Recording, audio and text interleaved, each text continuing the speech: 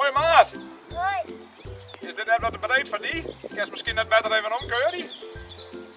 Ja. Ik kan wat aan voor die.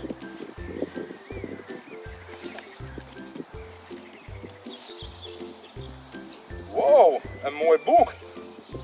Sipke leert 4 leppen en een boekelizzer. Hast u die zelf maken? Ja. Hier.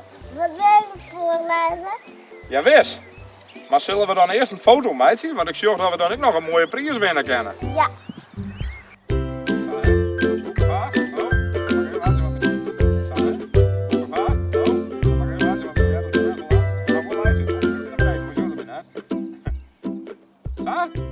Akkoord raden? Cirkelin voorlezen. Dit is een mooi boek, Aten. Sipke leert 4 leppen. Zit je een stukje van lezen? Ja. 4 jonge 4 leppers staan er klaar. Via het nieuwe leepseizoen. Haar coach is Paken Piepermoes. Ooit wie er kampioen.